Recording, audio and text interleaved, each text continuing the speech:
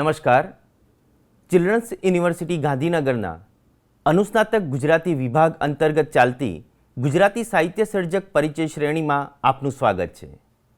આ પરિચય શ્રેણી અંતર્ગત આજે આપણે અર્વાચીન ગુજરાતી સાહિત્યના આદ્ય સર્જકો દલપતરામ અને નર્મદ એના વિશે માહિતી મેળવવાના છીએ.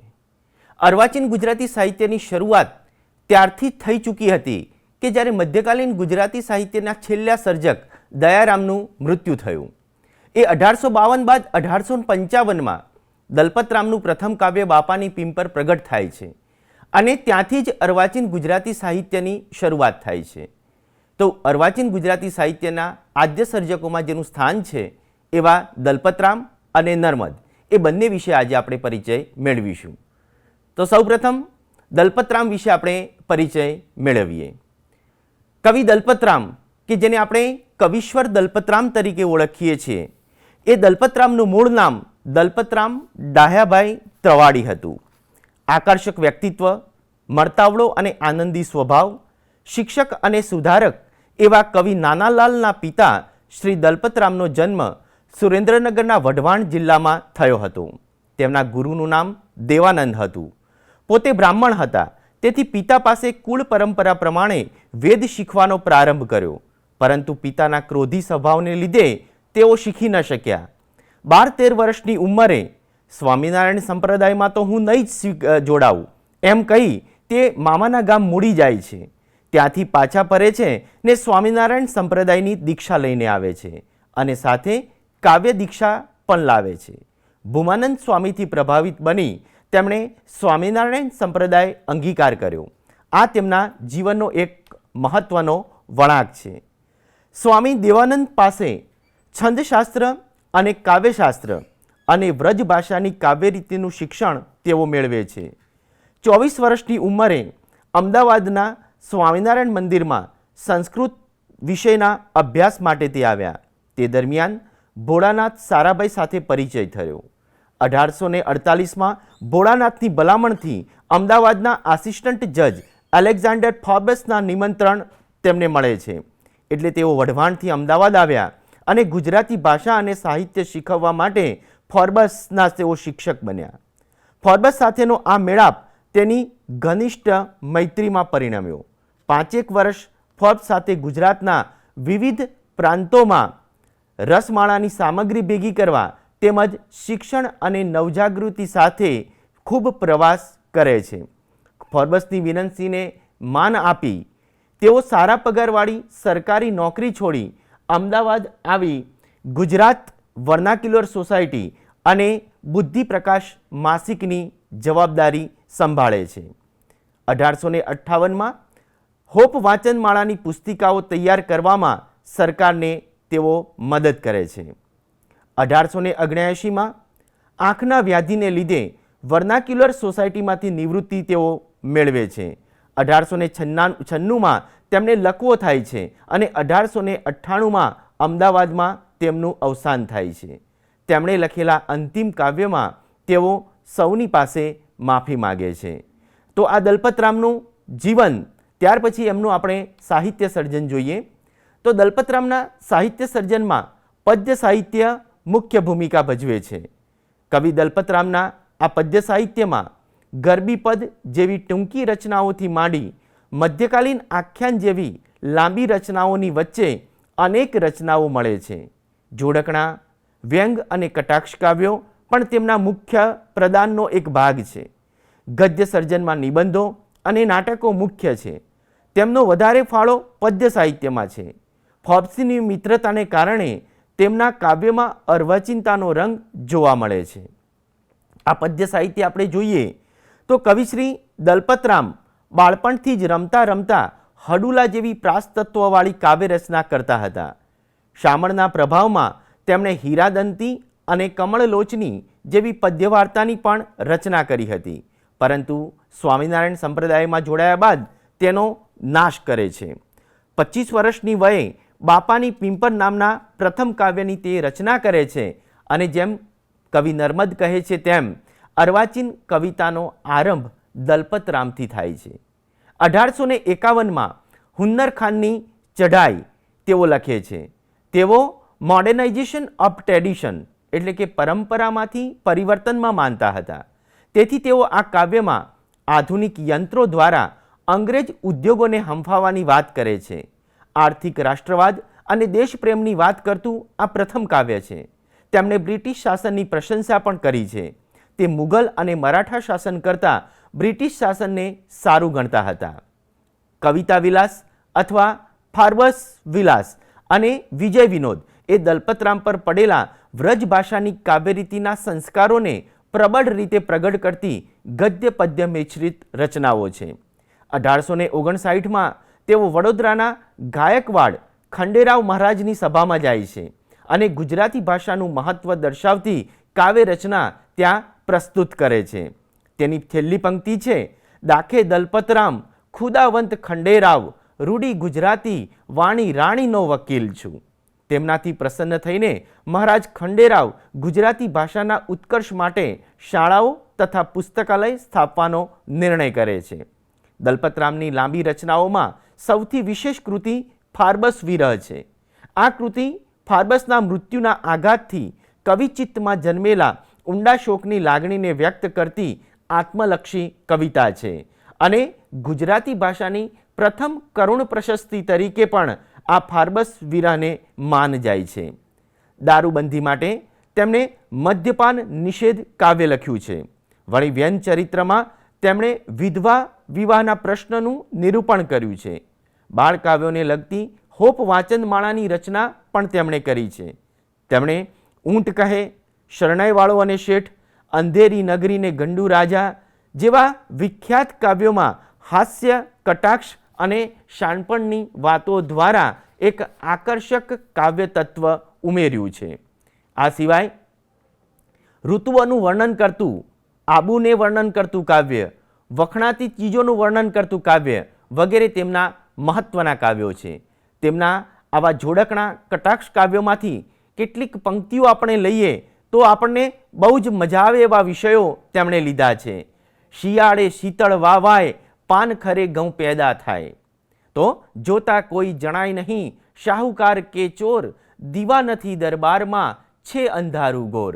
આમાં દીવાનથી અને દીવા નથી એ શબ્દ દ્વારા જે ચમત્કૃતિ છે એ આપણે સમજી શકીએ છીએ. પૂરી એક અંધેરી ને ગંડુ રાજા, ટકેશેર ભાજી ને ટકેશેર ખાજા.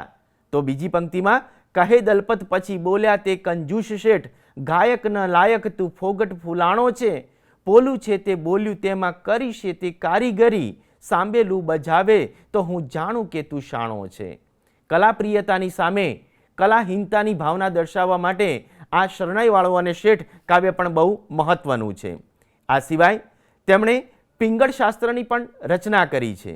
દુહા, ચોપાઈ, સવૈયા, ભુજંગી ઇત્યાદિ છંદોમાં રચાયેલા સંપલક્ષી સંવાદમાં ધન નહીં પરંતુ એકતા મહત્વની છે તેવો ભાવ તે પ્રદર્શિત કરે છે.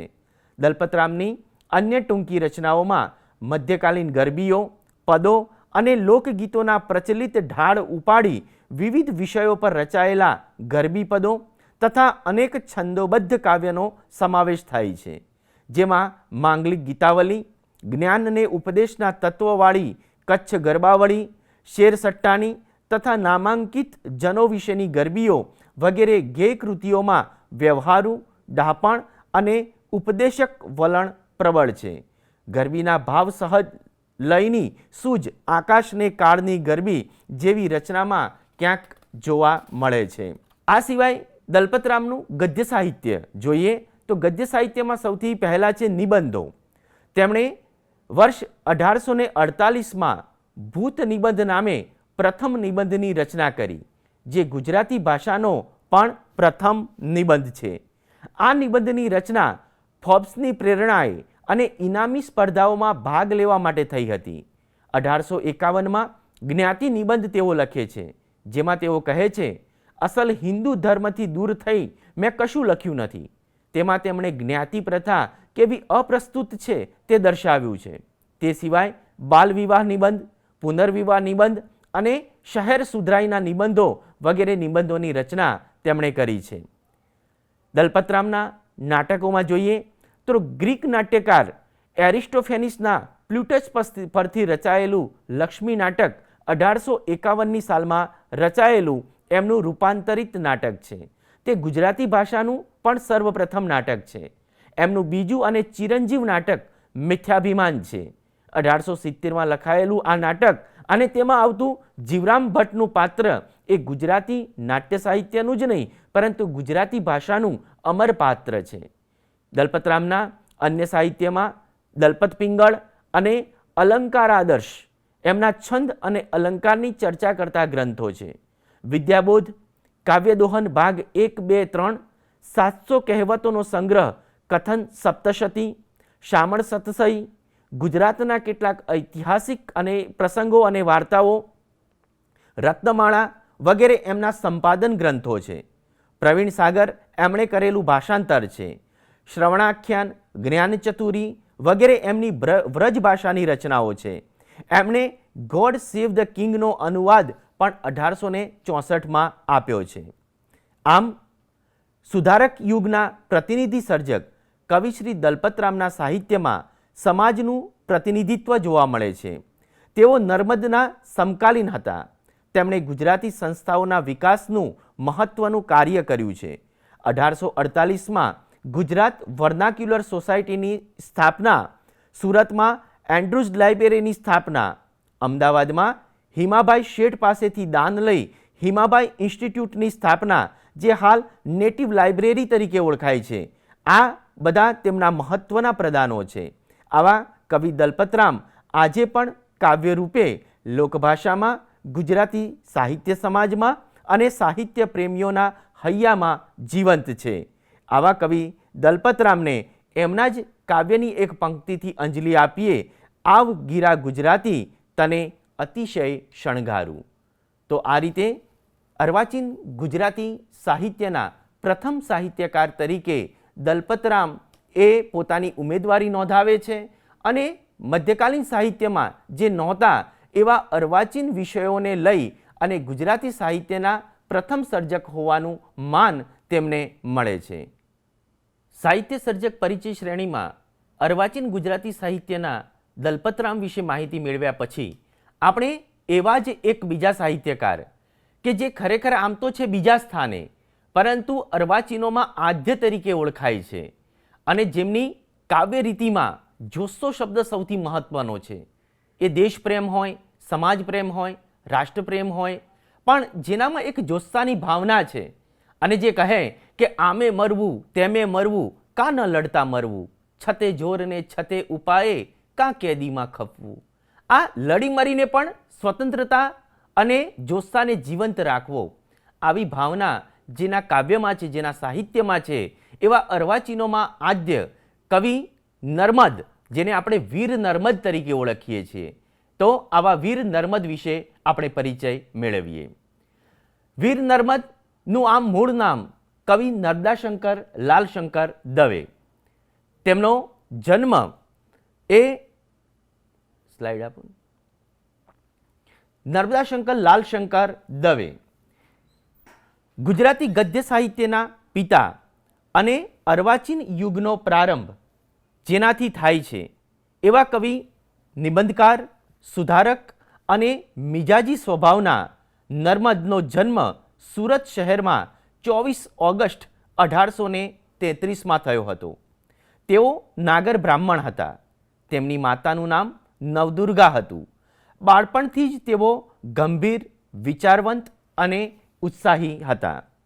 તેમનો જન્મ સુરતમાં થયો પરંતુ પિતાને મુંબઈમાં નોકરી હોવાથી ત્યાં જ ઉછર્યા તથા કેળવાયા હતા. તેમનું બાળપણ મુંબઈ અને સુરત વચ્ચે વીત્યું. 1850માં મહાવિદ્યાલયમાં પ્રવેશ લીધો. 1851માં 1 વર્ષનો અભ્યાસ કરી અને તેઓએ કોલેજ છોડી દીધી અને સુરત પાછા આવી ગયા. 1852માં તેઓ રાંદેરની શાળામાં નોકરી લાગે છે. 1853માં નાનપરાની શાળામાં તેઓ નોકરીએ જાય છે. તેમના પ્રથમ લગ્ન 1844માં નાની ગૌરી સાથે થયા હતા પરંતુ 1853માં તેમનું મૃત્યુ થતાં તેમના બીજા લગ્ન ડાહી ગૌરી સાથે થયા. ત્યારબાદ તેમના લગ્ન એક વિધવા સાથે થયા પરંતુ તે અંગે કોઈ ચોક્કસ સ્પષ્ટતા નથી. 1851માં સ્વદેશ હિતેચ્છુ નામે મંડળી તથા જ્ઞાનસાગર નામે અઠવાડિક સમાચાર પત્રિકા તેમણે શરૂ કરી. પિંગળ શીખવા માટે તેઓ રોજ ગોરધન નામના કડિયાને ઘેર જતા અને તેના પુસ્તકમાંથી પિંગળ લખતા. 1859માં મુંબઈમાં વાલ્કેશ્વરમાં ભગવાનદાસના બંગલે કવિ દલપતરામ અને નર્મદ બંને પોતાના કાવ્યો રજૂ કરે છે. લોકો તેને સ્પર્ધા કહે છે, પરંતુ નર્મદ પ્રથમ ઊભા થઈને બોલે છે કે દલપતરામભાઈ તો સાગર છે અને હું તો ખાબોચિયા જેવો અને નવો શીખાવું છું. 1864માં સુધારક જનૂન દાખવતા દાંડિયો પખવાડિકનો આરંભ કરે છે. 1875 પછી ઉત્તર વયે સુધારા વિશેનો ભ્રમ ભાંગતા એમનું વિચાર પરિવર્તન થાય છે. આર્ય ધર્મ અને સંસ્કૃતિના પુનરાથનને પોતાનો સ્વધર્મ તેઓ ગણે છે. 1886માં સંધિવાની માંદગી પછી તેમનું અવસાન થાય છે. તેમના જીવનના મહત્વના 2 વળાંકો છે.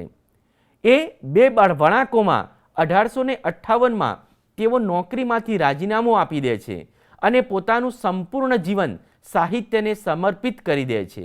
તેઓ પોતાની આત્મકથામાં લખે છે કે મેં ઘેર આવી કલમના સામું જોઈ આંખમાં જળજળિયા સાથે અરજ કરી કે હવે હું તારે ખોળે છું. બીજો એક એમના જીવનનો મહત્વનો વળાંક એ મહારાજ જદુનાથજી સાથે વિવાદ. નર્મદે લખેલા નિબંધો અને સુધારાના લેખોના પરિણામે મહારાજ જદુનાથજી સાથે પુનર્વિવાહ અને સુધારક વાતોને લઈ તકરાર થાય છે. ત્યારબાદ તેઓ મહારાજ જદુનાથજીને કરસનદાસ મુરજી પર કરેલા ઐતિહાસિક મહારાજા લાયબલ કેસમાં તેમની શાહેદી આપવા માટે પણ જાય છે. આ 2 નર્મદના જીવનના મહત્વના વળાંક છે. નર્મદના સાહિત્ય સર્જન વિશે આપણે વાત કરીએ. સૌપ્રથમ પદ્ય સાહિત્યની વાત કરીએ તો નર્મદે પ્રથમવાર મધ્યકાલીન વિષયોને છોડીને સુધારો, સ્વતંત્રતા, પ્રકૃતિ અને પ્રણય જેવા અર્વાચીન વિષયો દાખલ કર્યા. નર્મદે વાસ્તવાભિમુખ અને જીવનાભિમુખ કવિતાઓ રચી છે. તેમના કાવ્યો જોસ્સાથી ભરેલા અને છંદોબદ્ધ છે. તેમની રચનાઓ પૈકી કબીરવડ, સહુ ચલો જીતવા જંગ, અવસાન સંદેશ, જય જય ગરવી ગુજરાત, દિલદાર ને સલામ જેવી રચનાઓ અત્યંત જાણીતી છે. તેમણે લખેલું હિન્દુઓની પડતી 1500 લીટીનું મહાકાવ્ય છે. વીરસિંહ અને રુદન રસિક વીરરસથી ભરેલા કાવ્યો છે. સહુ ચલો જીતવા જંગ, બિગલો વાગે, યા હોમ કરીને પડો, ફતેહ છે આગે એ ગાંધીજીનું પણ પ્રિય કાવ્ય હતું. ગાંધીજીએ આ કાવ્ય વિશે કહ્યું છે કે આ કાવ્ય તો હું સાઉથ આફ્રિકામાં ગાતા ગાતા થાકતો નહોતો.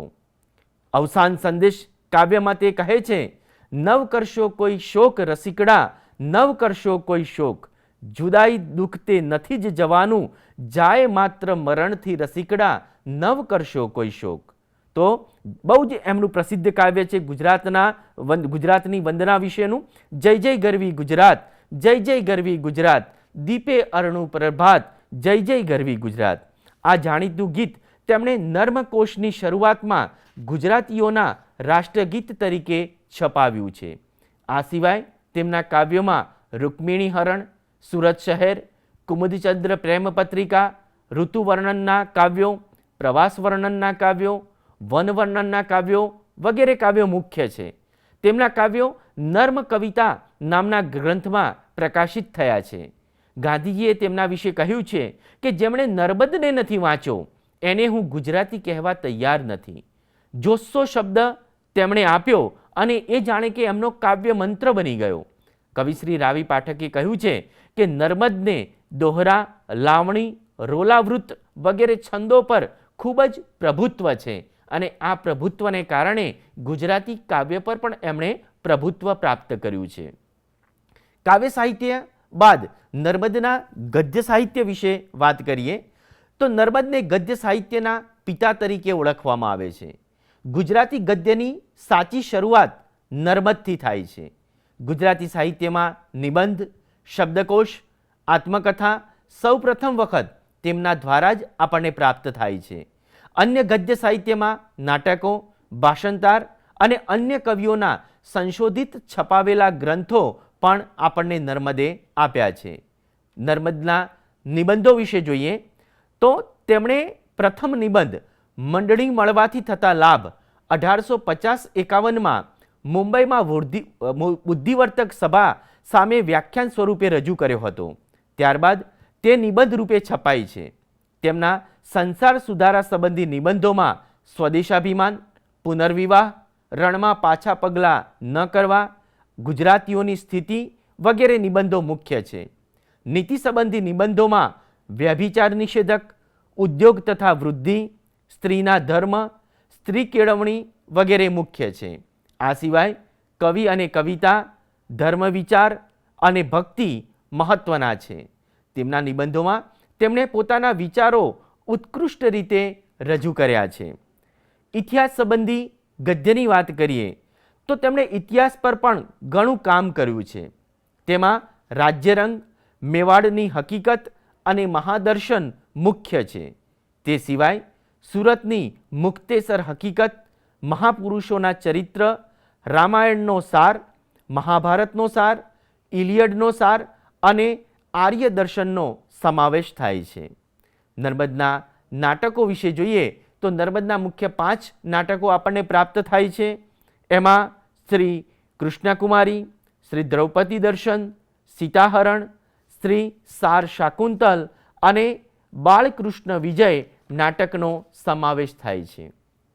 ભાષા સંબંધી ગદ્યની વાત કરીએ તો નર્મદે પ્રથમ ગુજરાતી શબ્દકોશ નર્મકોશની રચના કરી છે. આ સિવાય કથાકોશ, નર્મ વ્યાકરણ ભાગ પહેલો, વર્ણ વિચાર, નર્મ વ્યાકરણ ભાગ બીજો, નામ વિચારની પણ રચના કરી છે. આ સિવાય રસ પ્રવેશ, પિંગળ પ્રવેશ, અલંકાર પ્રવેશ, નાયિકા વિષય પ્રવેશ જેવા કાવ્યશાસ્ત્રીય સિદ્ધાંતલક્ષી નિબંધ ગ્રંથો પણ મહત્વના છે.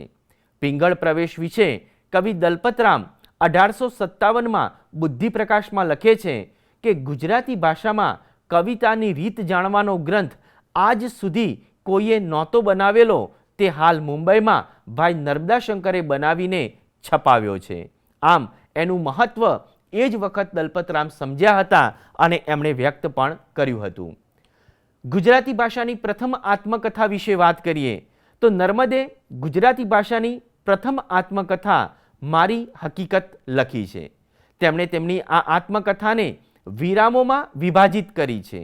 કુલ 10 વિરામ છે. પોતાની આત્મકથાને તેમણે ખરડો કહ્યો છે અને 1866 પછીના જીવન માટે ડાયરી અને પત્રાવલીના વિભાગો પણ આ આત્મકથામાં મળે છે. નર્મદે સત્ય હકીકતોને આધારે આપેલી આ આત્મકથા મારી હકીકત એ ગુજરાતી સાહિત્યની પ્રથમ આત્મકથા તરીકે ઐતિહાસિક મૂલ્ય ધરાવે છે.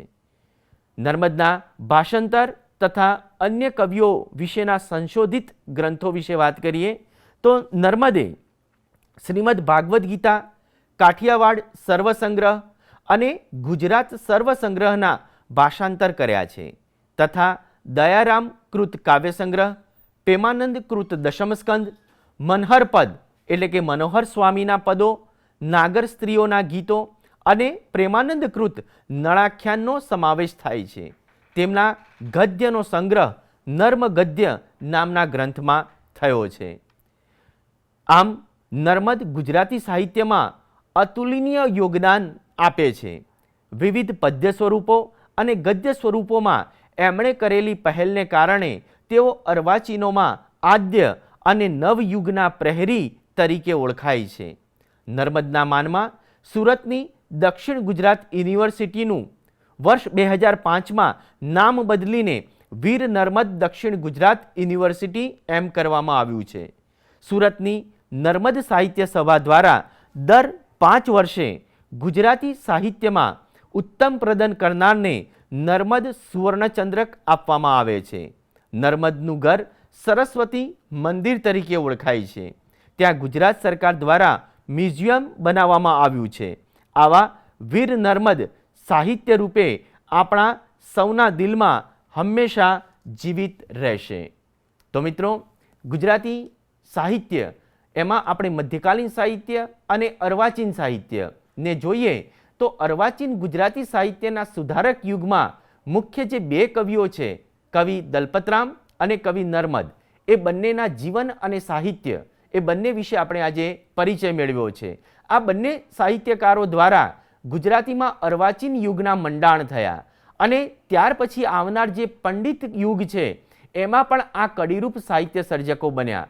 નવા વિષયો આવ્યા, નવી કાવ્યરીતિ આવી, ગદ્ય સાહિત્યનું ખેડાણ થયું. એમ અનેક રીતે અર્વાચીન ગુજરાતી સાહિત્યમાં કવિશ્વર દલપતરામ અને વીર નર્મદે પોતાનો ફાળો આપ્યો છે.